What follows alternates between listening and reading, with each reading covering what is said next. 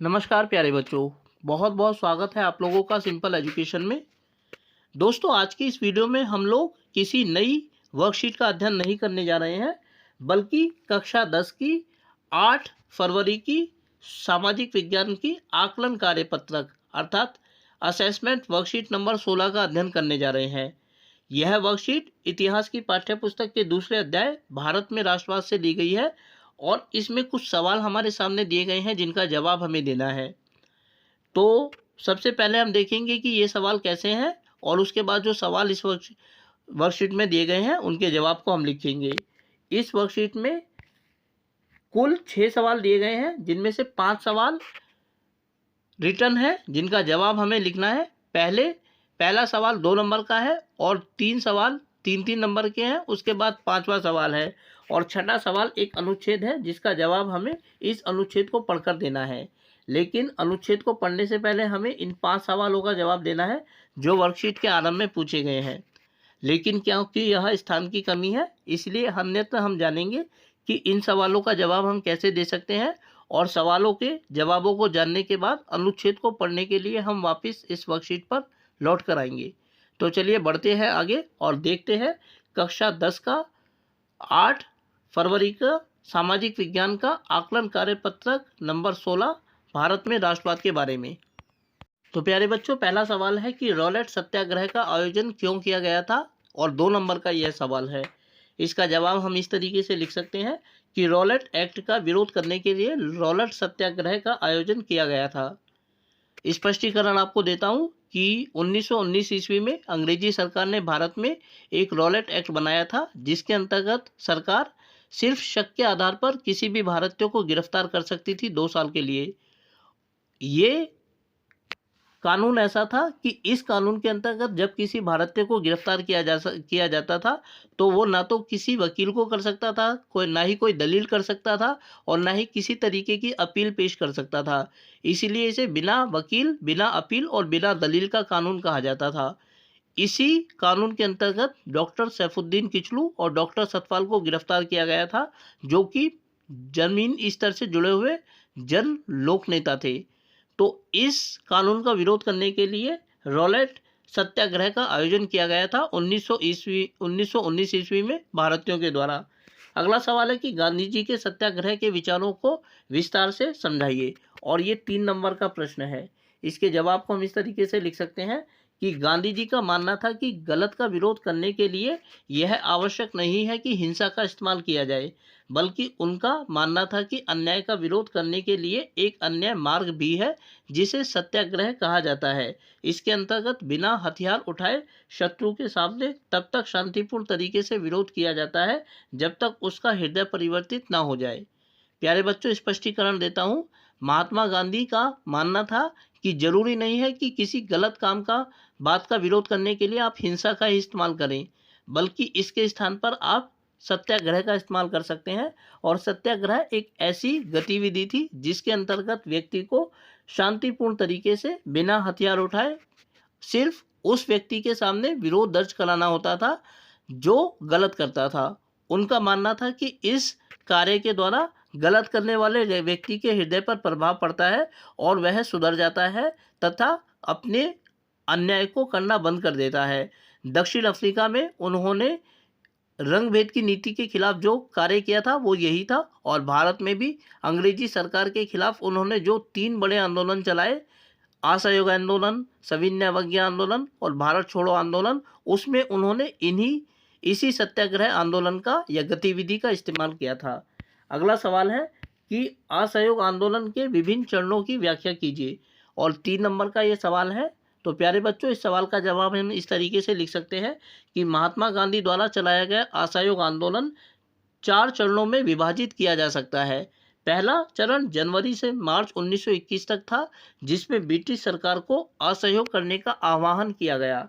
दूसरा चरण मार्च से जुलाई 1921 तक था, जिसमें एक तिलक कोष, स्वराज कोष स्थापित किया गया, जिसका लक्ष्य 1 करोड़ रुपए या चंदा इकट्ठा करके उससे चरखे बांटना था।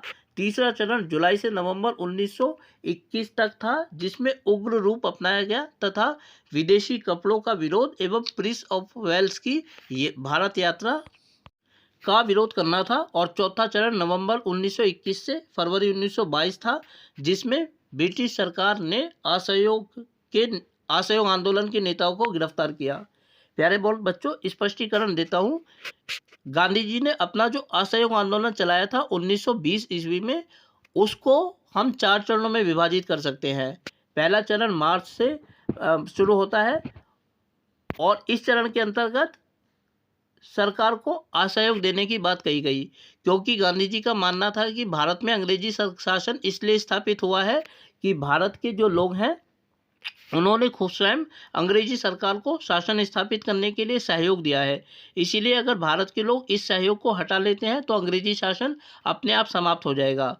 इसीलिए उन्होंने भारत के लोगों से आह्वान किया कि वे अंग्रेजी सरकार को उन विभिन्न क्षेत्रों में असहयोग करें जिसमें उन्होंने सहयोग दिया है।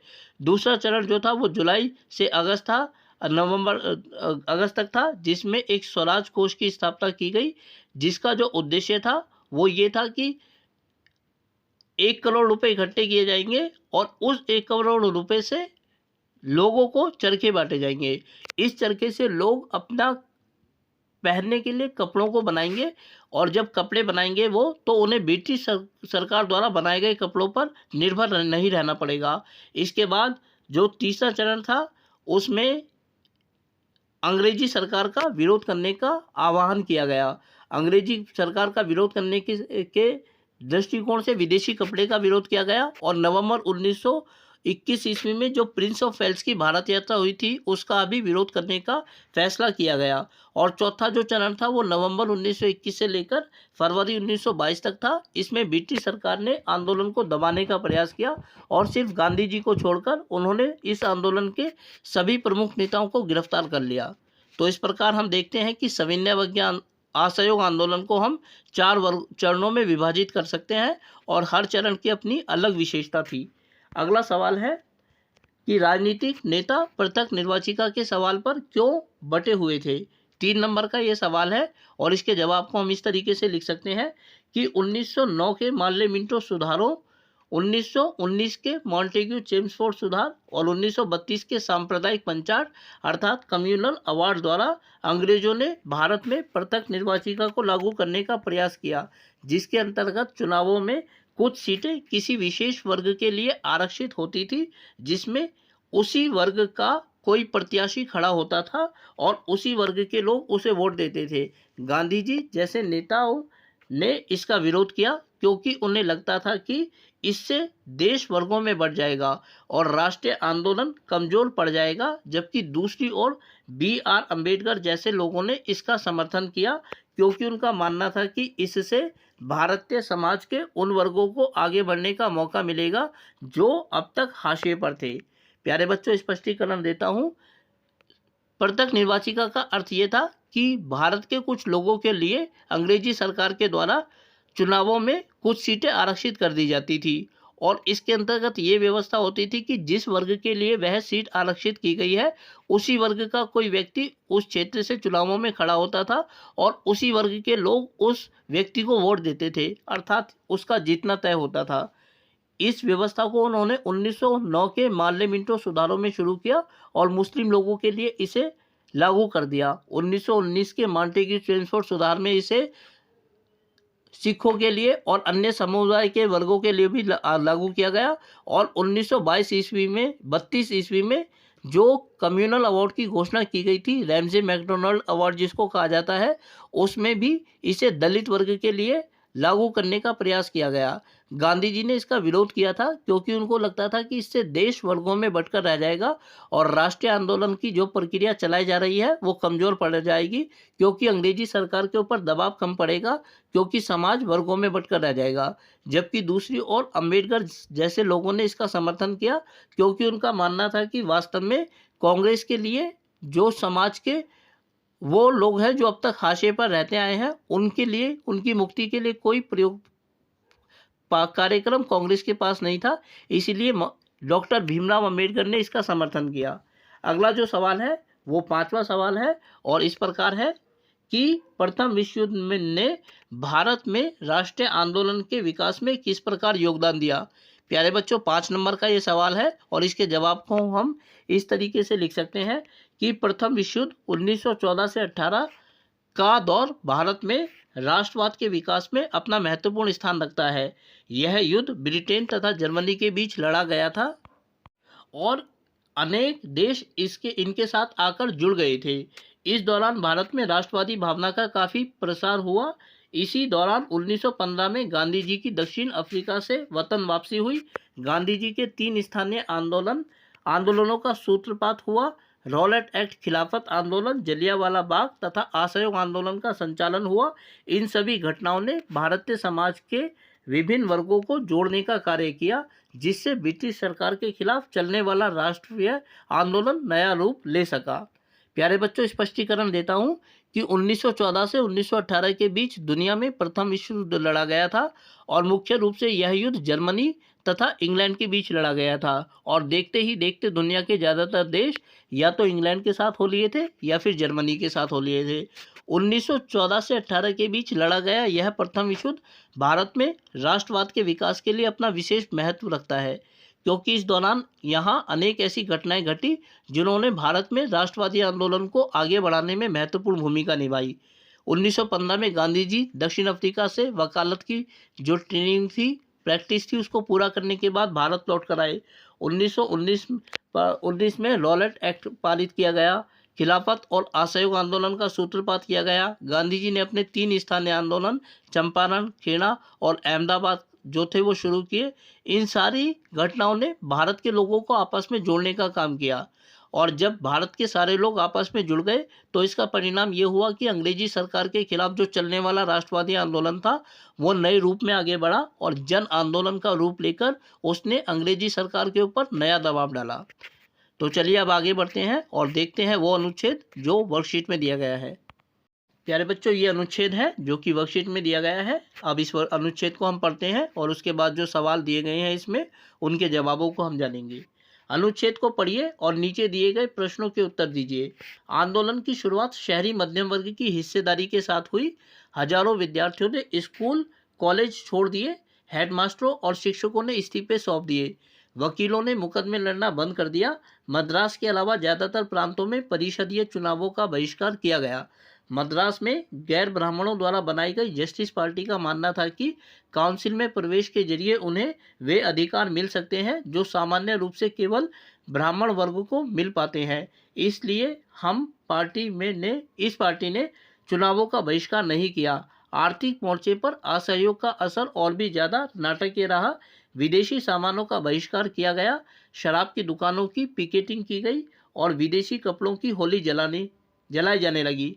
दोस्तों, पिकेटिंग का मतलब होता है कि दुकान को खोलने से ना रोकना नहीं, बल्कि दुकान तो खुली हुई है लेकिन लोगों को वहां जाने वाले रास्ते को बंद कर देना ताकि लोग वहां तक पहुंच ही ना सके। और जब लोग पहुंच ही नहीं सकेंगे, दुकान का सामान ही नहीं बिकेगा, तो दुकान का मालिक स्वयं ही उस दुकान को बंद कर देगा। शराब की दुकानों की पिकेटिंग में महिलाओं ने विशेष भूमिका निभाई थी। 1921 से 1922 के बीच विदेशी कपड़ों का आयात आधा रह गया था। इसकी कीमत 102 करोड़ से घटकर 57 करोड़ रह गई। बहुत सारे स्थानों पर व्यापारियों ने विदेशी चीज़ों का व्यापार करने या विदेशी व्यापार में पैसा लगाने से इनकार कर दिया। जब बहिष्कार आंदोलन फैला और लोग आयातित कपड़े को छोड़कर केवल भारतीय कपड़े पहनने लगे तो भारतीय कपड़ा मिल और हथकरघों का उत्पादन भी बढ़ने लगा। कुछ समय बाद शहरों में यह आंदोलन धीमा पड़ने लगा। इसके कई कारण थे। खादी का कपड़ा मिलों में भारी पैमाने पर बनने वाले कपड़ों के मुकाबले प्राय महंगा होता था और गरीब उसे नहीं खरीद सकते थे। वे मिलों के कपड़ों का लंबे समय तक बहिष्कार कैसे कर सकते थे? ब्रिटिश संस्थानों के बहिष्कार से भी समस्या पैदा हो गई। आंदोलन की कामयाबी के लिए वैकल्पिक भारतीय संस्थाओं की स्थापना जरूरी थी ताकि ब्रिटिश संस्थाओं के स्थान पर उनका प्रयोग किया जा सके, लेकिन वैकल्पिक संस्थाओं की स्थापना की प्रक्रिया बहुत धीमी थी।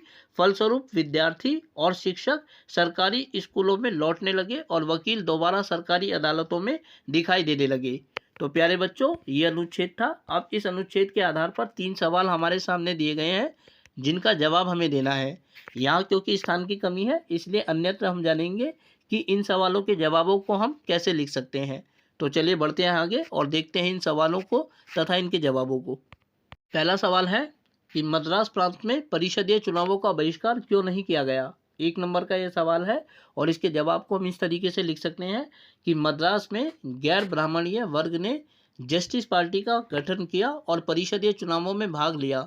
उन्होंने इन चुनावों का बहिष्कार इसलिए नहीं किया क्योंकि वे उन सुविधाओं को हासिल करना चाहते थे जो ब्राह्मणों को प्राप्त थी और यह चुनावों का बहिष्कार करके संभव ना था। स्पष्टीकरण देता हूं दोस्तों, मद्रास जो था उस समय उसकी हालत ऐसी थी कि ब्राह्मणों की संख्या सिर्फ 3% थी और 47% सरकारी नौकरियों के ऊपर उनका अधिकार था।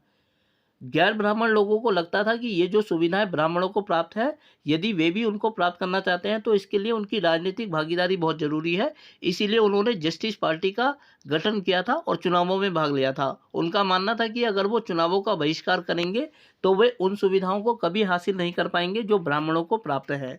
इसीलिए उन्होंने चुनावों का बहिष्कार नहीं किया। अगला सवाल है कि असहयोग आंदोलन के आर्थिक प्रभावों का विस्तार से समझाइए और 1 नंबर का ये सवाल है। इसके जवाब को हम इस तरीके से लिख सकते हैं कि असहयोग आंदोलन के अंतर्गत विदेशी कपड़ों का बहिष्कार किया गया, जिसके कारण भारत में विदेशी कपड़ा आना बंद हो गया और उसका मूल्य घटकर आधा रह गया। दोस्तों, जो असहयोग आंदोलन गांधी जी के द्वारा चलाया गया था उसमें यही अपील की गई थी कि उन सभी क्षेत्रों में भारत के लोग ब्रिटिश सरकार को असहयोग किया जाए जिसमें भारत के लोगों ने उनको सहयोग दिया है और इसमें विदेशी कपड़े का उपयोग करना सबसे बड़ा योगदान था। तो असहयोग आंदोलन के दौरान भारत के लोगों से यह अपील की गई कि वे विदेशी कपड़े का बहिष्कार करें और विदेशी कपड़े का बड़े स्तर पर बहिष्कार किया गया, जिसकी वजह से उसका मूल्य घटकर आधा रह गया। इस वर्कशीट का जो अंतिम सवाल है और अनुच्छेद का भी अंतिम जो सवाल है वो इस प्रकार है कि आंदोलन शहरों में धीरे धीरे धीमा क्यों पड़ने लगा। 2 नंबर का ये सवाल है प्यारे बच्चों और इसका जवाब हम इस तरीके से लिख सकते हैं कि धीरे धीरे शहरों में असहयोग आंदोलन इसलिए धीमा पड़ने लगा क्योंकि जिन मुद्दों को लेकर यह आंदोलन आरंभ किया गया था उनके विकल्पों की ओर कोई ध्यान नहीं दिया गया। स्पष्टीकरण देते हैं दोस्तों, असहयोग आंदोलन के अंतर्गत विदेशी कपड़े का और सरकारी नौकरी छोड़ने का, स्कूल कॉलेज छोड़ने का आह्वान किया गया था और लोगों ने छोड़ा भी। लेकिन इसको सफल बनाने के लिए यह आवश्यक था कि यदि लोग स्कूल छोड़ते हैं तो उसके स्थान पर भारत के स्कूल स्थापित किए जाए। अगर विदेशी कपड़ा पहनना लोग छोड़ते हैं तो उसके स्थान पर भारत में कपड़े बड़े पैमाने पर बनाया जाने जाए ताकि लोगों को ब्रिटिश संस्थाओं की तरफ और ब्रिटिश कपड़ों की तरफ ना मुड़ना पड़े। लेकिन जिस तरीके से विदेशी चीज़ों का विरोध किया गया उतनी मात्रा में भारतीयता का जो उत्पादन था वो नहीं किया गया। इस वजह से धीरे धीरे लोग उन्हीं चीज़ों का इस्तेमाल करने लगे जिसका विरोध उन्होंने किया था। इस प्रकार हम शहरों में देखते हैं कि लोग वापस कोर्ट कचहरी में जाने लगे, विद्यार्थी स्कूलों में लौटने लगे, शिक्षक वापस स्कूलों में जाकर नौकरी करने लगे क्योंकि उसके विकल्पों का अभाव था। तो प्यारे बच्चों, आज की इस वीडियो में हम लोगों ने बात की कक्षा 10 की 8 फरवरी की रीडिंग कैंप सामाजिक विज्ञान की असेसमेंट वर्कशीट नंबर 16 के बारे में। उम्मीद करता हूं कि आप लोगों को वीडियो अच्छी लगी होगी और साथ ही आप लोगों से अनुरोध करता हूं कि यदि वीडियो अच्छी लगी तो वीडियो को लाइक और चैनल को सब्सक्राइब जरूर करें। इसके अलावा आगे आने वाले अन्य दिनों में अन्य वीडियोस को देखने के लिए जुड़े रहें मेरे साथ मेरे इस यूट्यूब चैनल पर जिसका नाम है सिंपल एजुकेशन। फिलहाल आप लोगों से विदा लेना चाहूँगा। वीडियो को देखने के लिए आपका बहुत बहुत धन्यवाद।